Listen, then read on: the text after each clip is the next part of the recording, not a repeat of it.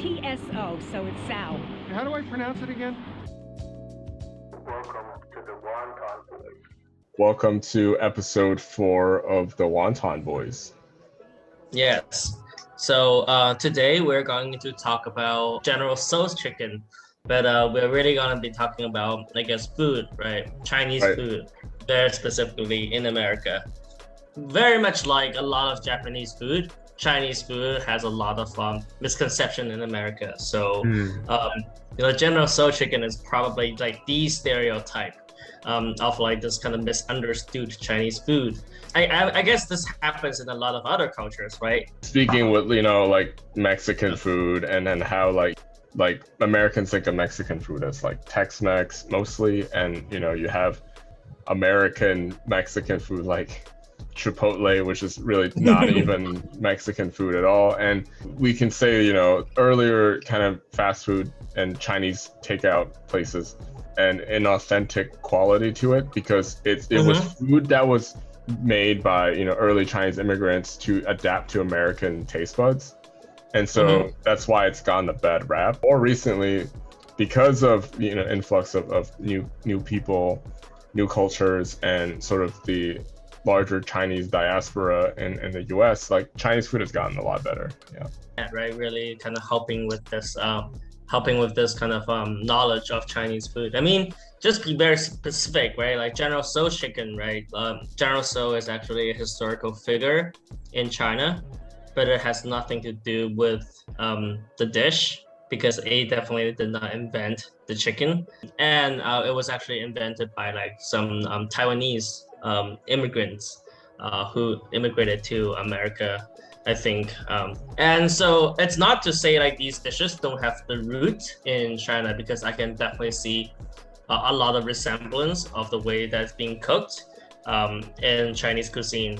So for example, there's like short ribs, which are kind of, same way, kind of deep fried with the sweet and sour sauce, right? That is actually a Chinese dish.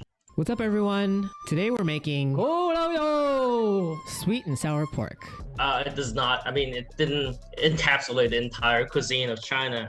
China itself has 5 different cuisines to 7 different cuisines.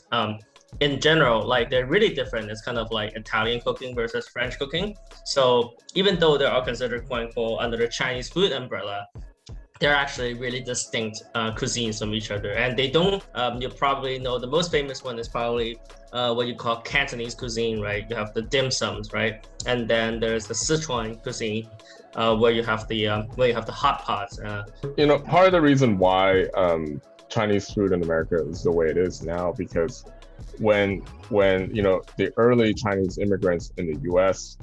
who came into the early Chinatowns in New York, in Boston, in San Francisco, and in Los Angeles, those were mostly, the first wave were really immigrants from southern China, from areas like in Canton and also in Fuzhou.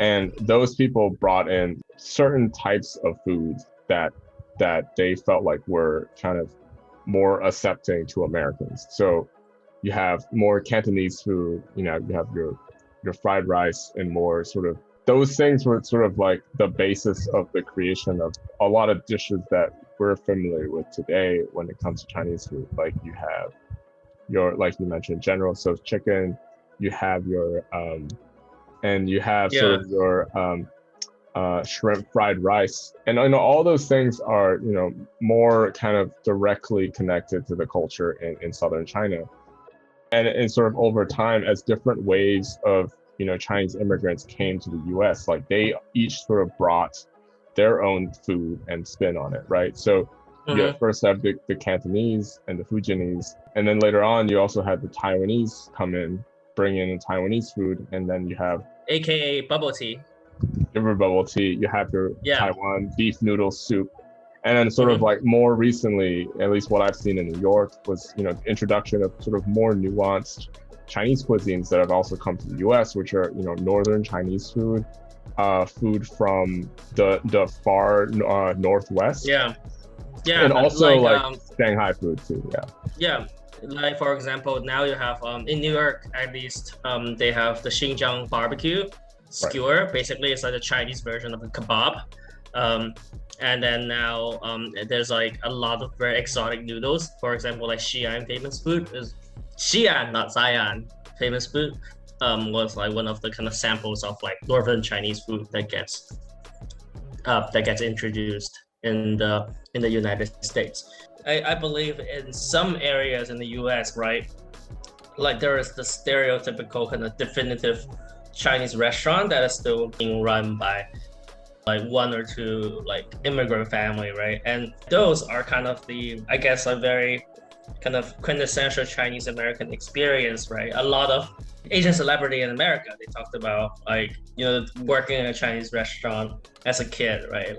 Like you can say everything about this kind of act is wrong, but I think I can definitely see where it stands in the popular culture, and I can see like why that one Chinese restaurant is necessary. Like, what do you think about that kind of like small Chinese restaurant experience? I would say it's kind of very fundamental to the immigrant experience. I know we were just earlier talking about these these Chinatowns in these big cities and how they've gone more upscale, but in small towns across America, you still have new Chinese immigrants coming in all the time, opening Chinese restaurants in around St. Louis, around Kansas, and all these kind of small towns. That still happens. It's a never unending type of culture, and in a way, it's fundamental to sort of why they came to the country. So when a Chinese immigrant comes to the U.S., it's not like there's so many, if they don't come through like college or studying some high-end engineering degree or something, they come here to open Chinese restaurants because that is something that's accessible, and they're sort of serving an immediate need in the country and in their communities. It's not like most people have a choice, not that they would typically work in like the farms in America, or that they would typically choose to work in a factory or something. The first thing that they could come up with that is easily accessible to them, something that they know how to do, is to cook. That's sort of like why these little Chinese restaurants are still around. And it's funny because it's almost like they're like the backbone of a lot of communities in the US that are outside of big cities. So outside of big cities, basically you have all these kind of rural towns. You have these small communities of Chinese folks who run all the Chinese restaurants in the town, and you know all the names of them. Like even when I was growing up here, I knew the other Chinese kids around the neighborhood, their parents ran Chinese restaurants, right? And so it's like this kind of tightly knit sort of community, and Chinese food is the thing that sort of brings them all together. It's the thing that is providing for their family. Unites us, and I think, Peter, would you agree, like food is like a huge part of Chinese culture, right? Yes, I agree. I think that's a really good point, because I think, okay, everybody knows that like Chinese food in big cities is awesome, right? But then when you go to the smaller places, right, that's when I see these Chinese restaurants being like super interesting, right? For example, you brought me to the one in St. Louis, Chinatown, where the restaurant was run in a kind of like an old theater.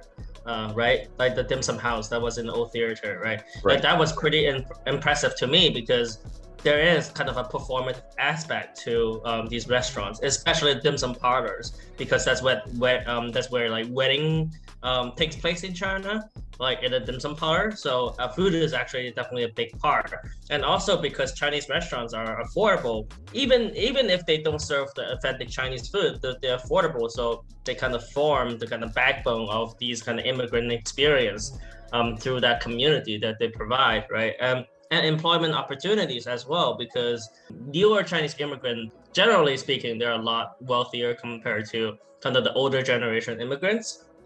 So they might see this another way, right? But back then, for that generation of older immigrants, like there wasn't that many opportunities for them, and definitely they don't speak English as well as the newer immigrant does. So like these restaurants are basically like the perfect kind of employment opportunities for them, like restaurants and massage parlors. I have many kind of friends who has to open restaurants or a massage parlor, like when they moved to Brooklyn in the 80s. So I think that's actually like a big part of this kind of immigration culture, and I think that has a huge effect, I think, to many U.S. cities, like the small cities, not the metropolises, in the U.S. We always talk about how there's an old kind of joke which said on Christmas, all the restaurants in the U.S. are closed except for Chinese restaurants, and so like all the Jewish people would like, go eat in Chinese restaurants on Sundays or during Christmas. I can remember which year, it was Christmas Day when I opened. Wow. Yeah. Over 90% Jewish people. And so the Chinese restaurants are always in a way like a sort of a meeting point between different types of races that kind of come and eat, and everyone wants to eat. And so in places like St. Louis, what's really interesting is the little Chinatown street, that street with all the Chinese restaurants are sort of in between the dividing line between the white neighborhood and like the black neighborhood. And it was like, in a way, it's like a middle ground where everyone kind of comes, and it exists. It kind of provides like a very interesting transitional space as Chinese Americans become wealthier, or as new immigrants come in, and over the generations, folks kind of climb up the social ladder, or in the U.S. or have more social mobility. Those roots may be disappearing, but they're still really important and vital to who we are, part of society in the U.S. Well, either way, I don't think General Tso chicken I don't think that is going away. Like, it's going to forever be cemented as a dish kind of in the pantheon of the Chinese American cooking. Not in a way that is bad. I don't think it's bad at all. I just think like, okay, like this is like a Chinese American invention. And also a little addition, right? Like if you are if you are like a Chinese person and you go to these Chinese restaurants, like that, like General Tso is actually not like the go-to dish you order. Then sometimes like, you will just want some fried food and you still like get like orange chicken, right? Like it's actually pretty good. So yeah, like I don't have any problems with that. I think it's just uniquely American in that way. When my dad was studying in college, getting his engineering degree, like he had to work in the summers. He worked at a Chinese restaurant in New York City. I definitely sort of see that family connection. I think it's really interesting now as Chinese food has evolved, right? At least in America, the tastes have kind of changed from your sit-down Cantonese restaurant, and now you have all these kind of newer street food, like from northern Chinese cuisine is like really hip now because it's just way more accessible than like a sit-down Cantonese food place.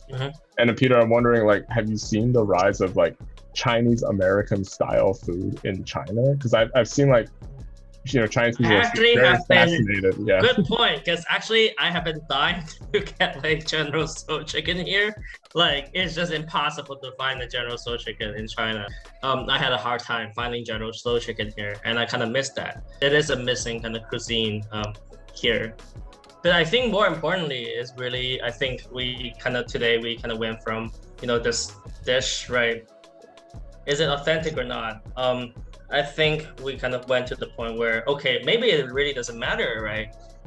What matters more is that how these restaurants became anchor points for a lot of communities, in the sense that it provided affordable food. I think that's the key, and really molded the kind of experience, not only for the immigrants, but also for the locals there, of it becoming like a gathering spot in many, many countless cities in the US. Because there is always going to be that one little, Chinese restaurant out there. Today, right, we're really trying to shout out to these guys, right? These little guys who really helped to shape this experience of being Chinese.